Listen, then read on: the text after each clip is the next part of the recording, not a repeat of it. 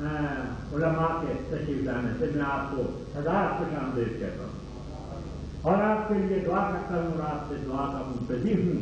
اے پیارو، اس وقت وہ وقت بالکل نہیں کہ ہم بات بات میں تفرقہ مچائیں، بلکہ ملک میں نہیں بیرون ملک تمام اسلامی دنیا کو بھائی بھائی بنانا چاہیے اور ایک اور نیک ہونا چاہیے۔ مگر ہمیں ایک اور نیک صرف قرآن ہی کر سکتا ہے، اور یا قرآن کی وہ شرح کر سکتی ہے جو اہل علم حضرات کے لیے علمی کچھ بات عرض کروں گا۔ وہ ساری باتیں جو میرے نور چشم علامہ ارشاد الحق صاحب نے فرمائی، کتنا پیارا مضمون تھا، بات بات پر دل سے دعائیں نکلتی۔ دوسرے حضرات نے جو بیان فرمایا دل سے دعائیں نکلتی ہیں۔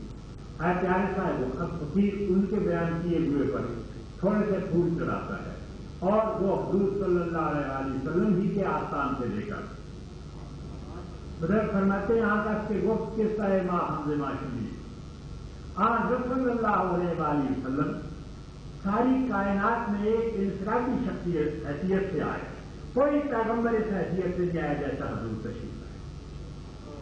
آپ پیغمبر ہیں، ہم سب پیغمبروں پر ایمان لاتے ہیں، کسی پیغمبر کی پیغمبری، رسول کی رسالت، نبی کی نبوت میں ہم فرق نہیں کرتے، ایمان لانے میں سب کو مانتے ہیں، مگر سب پیغمبروں کو بھی حکم ہے کہ تم اس کو مانو۔ بڑا وقت ہے بچہ تو نعرے کا وقت بھی تھوڑا مجھے ہی عطا کر دو۔ تو بات یہ ہے پیارے صاحب کہ اللہ جل شانہ نے اپنے محبوب کو بھیجا تو پھر آپ کی شان کے خطبے دیتا رہا۔ حضور خدا کی وحدانیت کے خطیب ہیں اور خدا محمد رسول اللہ کی رسالت کا خطبہ دیتا ہے اور نعت فرماتا ہے۔ اس لیے پیارے پیارے بچوں، بھائیو، صاحبوں، عزیزوں، علماء کرام، ہم اگر اپنا منہ دیکھنا چاہیں تو آپ کے نزدیک یہ متفقہ بات ہے، نہیں دیکھ سکتے۔ اپنا منہ کوئی بھی دیکھنا چاہے نہیں دیکھ سکتا۔ کیسے دیکھ سکتا ہے؟ بہت شیشے میں۔ جس طرح ہم اپنا منہ شیشے کے بغیر نہیں دیکھ سکتے، اس طرح ہم اپنا مولا کے بغیر شیشے کے نہیں دیکھ سکتے۔ مولا کا شیشہ محمد رسول اللہ،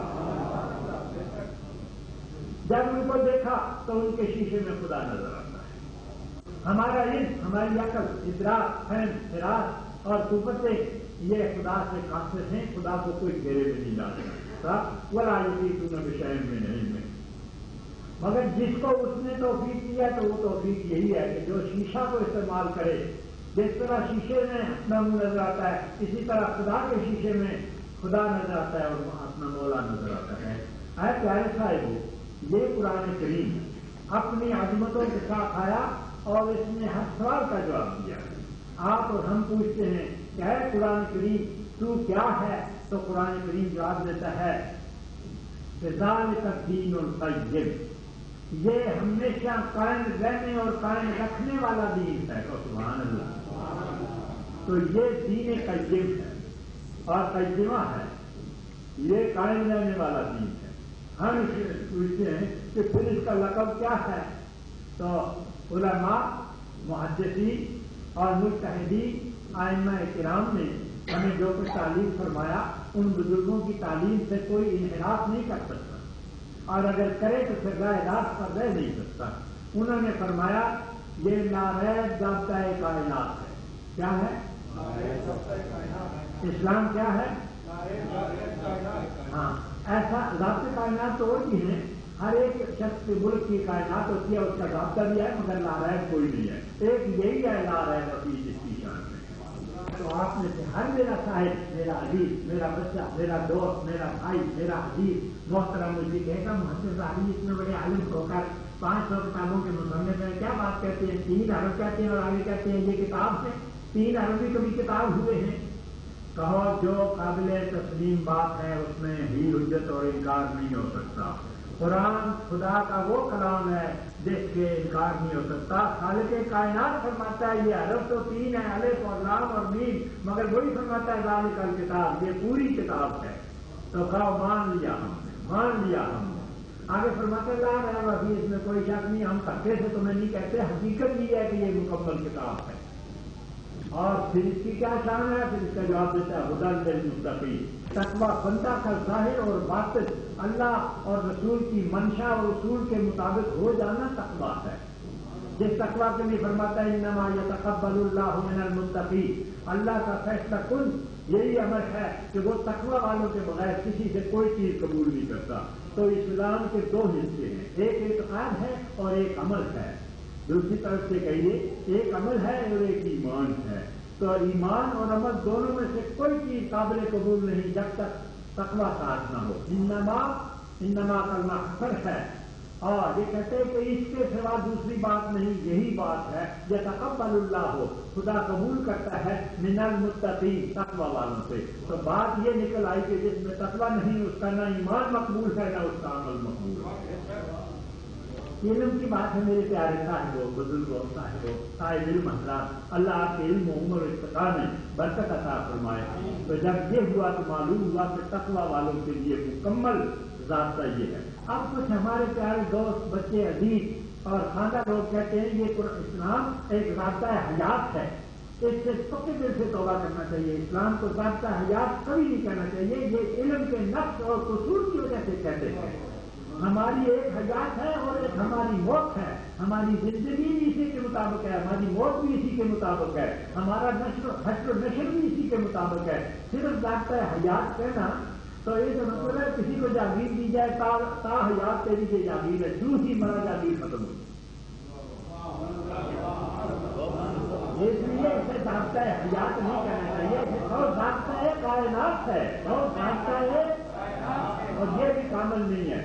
ضابطہ کائنات کہنے سے بھی اس کا حق ادا نہیں ہوا، اس کے ساتھ لا ریب کا لفظ پہلے ملائیں گے، لا ریب ضابطہ کائنات، بولو لا ریب ضابطہ کائنات، لا ریب یعنی ہر ضابطہ پر ریب ہے، پر فریب ہے، پر فراڈ ہے، مگر ایک یہی ضابطہ ہے جس کو اسلام اللہ نے فرمایا ہے، ہمارا مصطفیٰ سچ ہے اور ہمارا ضابطہ بھی سچ ہے۔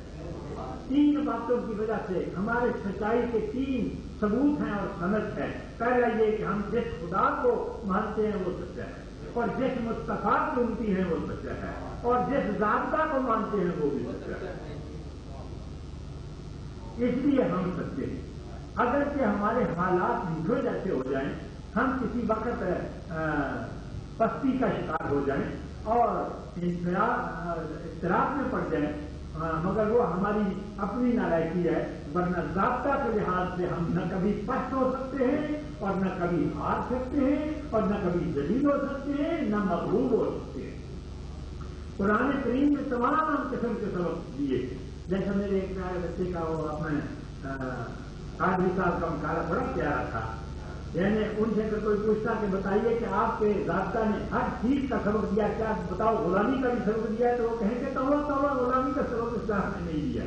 کیوں؟ یہ کہتا ہے وان تم اللہ علیہ تم ہوں گے، کبھی تم غلام اور مظلوم نہ ہوگے اگر تم نے ایمان ہوا تو معلومات ہماری پاور جو ہے وہ مقصد فکر سے مسلمان توحید اور رسالت کا کلمہ پڑھنے والے یہ کہتے ہیں کہ حضور صلی اللہ علیہ وسلم آخری رسول ہیں، اس میں بھی ہم سب ایک ہو گئے اور سب اس وقت جمع ہیں کہ حضرت صلی اللہ علیہ وآلہ وسلم سب انبیاء کے سردار اور افضل ہے، کیونکہ قرآن ضابطہ کائنات کہتا ہے تلک الرسل فضلنا بعضهم علی بعض، تو حضور کی سے کہتا ہے رفع بعضهم درجات، تو حضور ہے بالاتفاق، لہذا یہاں بھی آگے کرتے ہوئے اس کے بعد ایک نیچے کا طبقہ آتا ہے، سب صحابی حضور کے جو ہیں اس پر بھی دنیا جہاں سے لا الہ الا اللہ محمد رسول اللہ کہنے والے متفق ہیں ایک بات پر، اصحابی تن نجوم، اصحابی کلہم عدو، یہ ایک روایت ہے، آیت نہیں قرآن مجید کی، یہ حدیث کی ایک روایت ہے جو چلی آتی ہے، مگر کیا ہے سبحان اللہ، ہماری ہر روایت آیت کا